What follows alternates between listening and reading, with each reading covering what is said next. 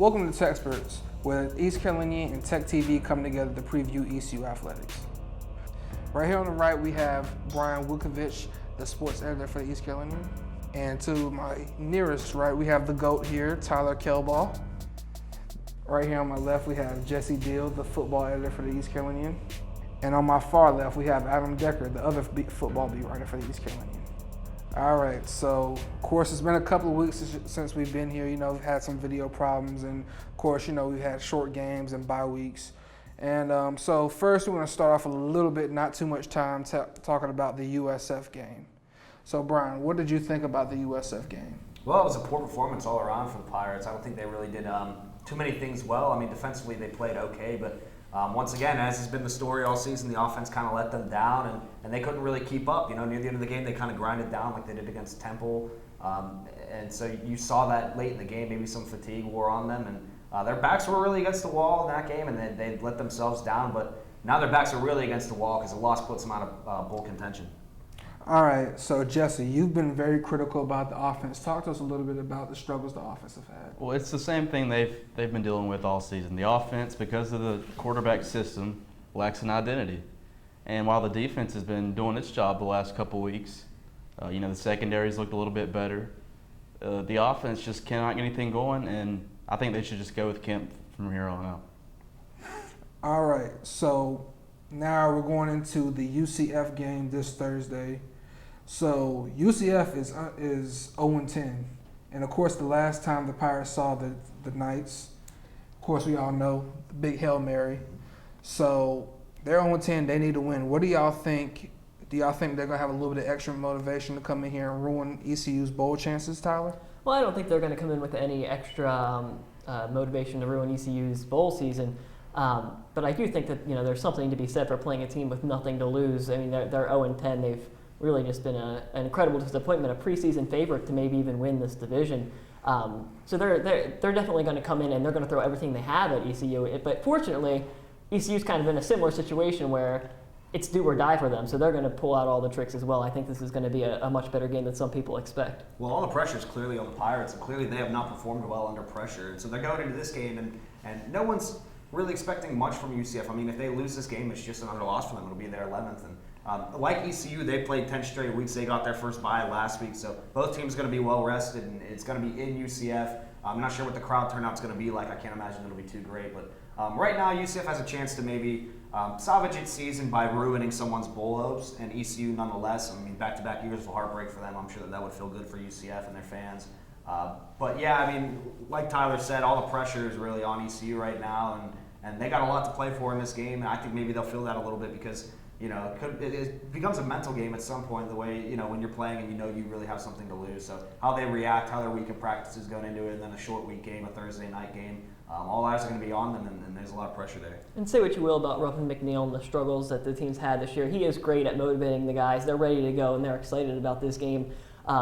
It's a really incredible turnaround. I guess the bye couldn't have come at a better time. After USF, there was a really depressed aura surrounding the team, and now they're really fired up and excited about this game. So I think you got to give credit to the coach. I think they'll be pumped for this one. Well, you guys have both said you think that it would feel good for them to ruin the Pirates' bowl hopes. I seriously doubt that that's what they're thinking. I think they're probably just thinking, can we win? Can we get one win? I doubt they're going in there like, let's mess them up. Right. So why not though? Why do you think that? I just feel if you're a winless team, you do not want to end 0-12. So like why would you put I want to ruin their bowl chances over? They already beat ECU with a Hail Mary last Well, here's season. what every coach does to their team. Every coach finds a way to find something about the game, a very oddly specific thing about the game, maybe even in a build-up to the game, and they try to use that as motivation. I mean, think about it. Something that someone said gets put on a billboard, on a poster inside a locker room, and they go,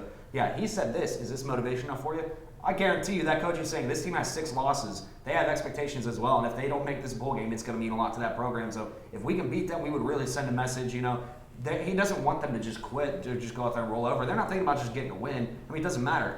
all of their expectations are now out of reach. Now they have a chance to go in there, focus on one thing, and that one thing is ruining a bowl game for the Pirates, which is what they want to do, and it's what Cincinnati's going to want to do. And if you don't think those coaches are talking about that, you're crazy.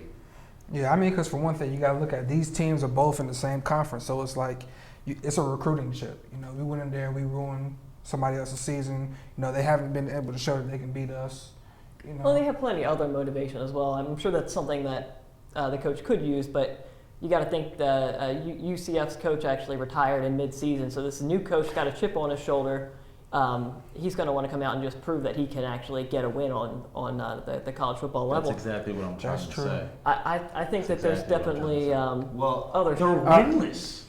All right. what's that mean? I mean, both are. It's things on top of things. You know, you gotta charge the guys up to get a win either way. No, I understand that, but I just don't understand how you can have any other motivation than let's not go winless this year. They want to win. I don't think there's any particular animosity towards ECU. They wanted to win every other game, but they lost every other game. Now they've got a chance to have a story. Like, I mean, they wanted to win every game. Now they have like a specific thing that they want to do, which would involve winning. Like, I don't see why they wouldn't want to do that. All right. Okay. So let's get to other things. All right. So how do you expect the Pirate defense to look? Because UCF just recently scored 30 after really only averaging 13 all year, and that was on Tulsa.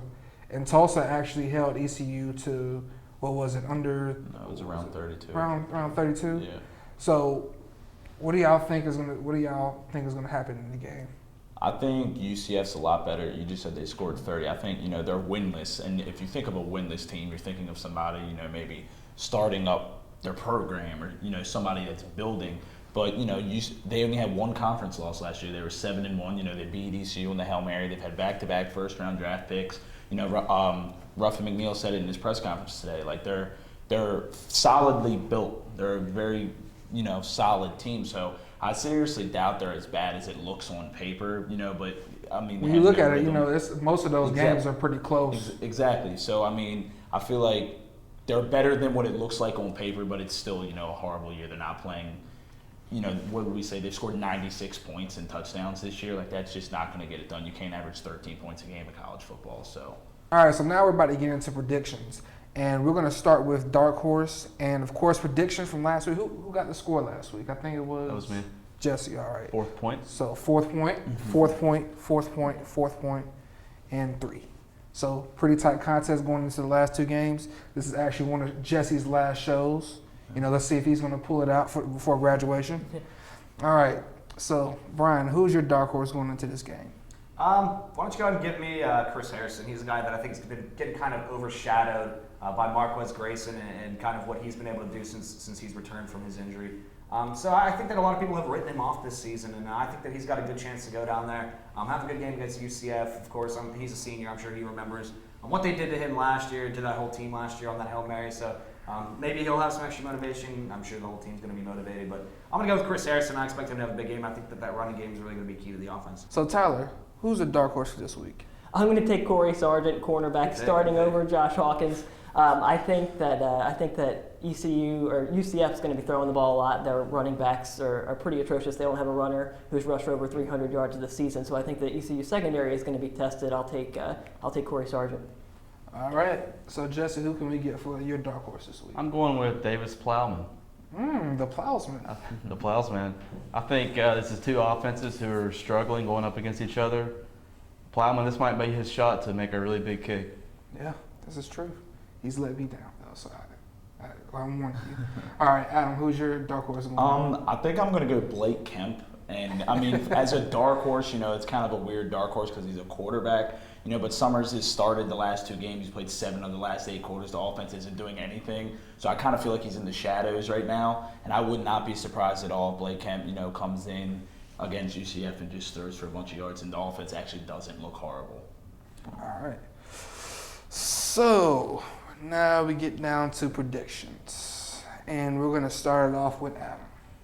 I haven't really had much time to think about it, but I think I'm going to take ECU. They're going to go 5-6. They're going to get one step closer to that 4th consecutive bowl game. I think they're going to win 21-17. I do not think Plowsman's going to make a field goal.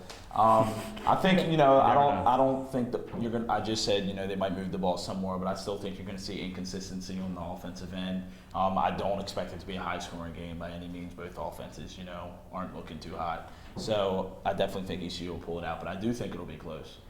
Jesse, you've been struggling with your pick, trying to figure out what you're going to do. So, Jesse, What do you got for me? I think I'm going to go with ECU. The last few times I picked them, they've lost, but I'm taking ECU 24-21 with Davis Plowman in the game-winning field goal. Oh, okay.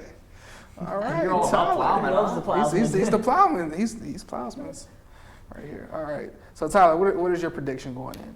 You guys are going with some close games. That's pretty surprising. ECU is currently listed as a 15-point road favorite, and I think ECU is going to cover that spread pretty easily. I'm going to go with 38-17. ECU wins on the road. And UCF's just not a very good team. The Pirates need to win this one. I know UCF's going to have tricks up their sleeves, but I just don't think they have what it takes to make this a game. The sports editor, it is your turn. I like what you said there, Tyler. I think UCF's really going to throw everything at ECU. And you know what? I think they're going to win 21-20. I think that UCF has everything to play for in this game, and I think that they have a chance to really make a statement and to get a win and to really hurt ECU. And all the pressure is on ECU, and you know what? They just have not performed this year under pressure. You saw it the last 3 weeks. They just have not done well, and I just don't see any way that this offense just magically gets rolling again. With all the damage that they've done this year, they've taken so many steps back. So it's bold. I'm going to give it to UCF just because I think that it plays into their hands, the magnitude of the game. That's got to be the boldest pick we've seen on TECsperts. I was extremely tempted to take them too. I got a lot of respect for that pick. Let's go with it. All right. So you're going with UCF. I'm going with UCF. I'm going to say, matter of fact, give me UCF 12-10. 12-10. No. Matter of fact, You want that safety? 12-7. 12-7. I'm gonna say I 12-7. want that UCF kicker. I'm gonna go 12-7, and I'm gonna have Bowden beat my dark horse. Yeah. So that's how we're gonna rock it. That's how we're gonna finish it out. And guys, this is one of our last episodes. We only got one more after this one. So, all right. Thank you for watching TECsperts today. Watch us again next week on theEastCarolinian.com.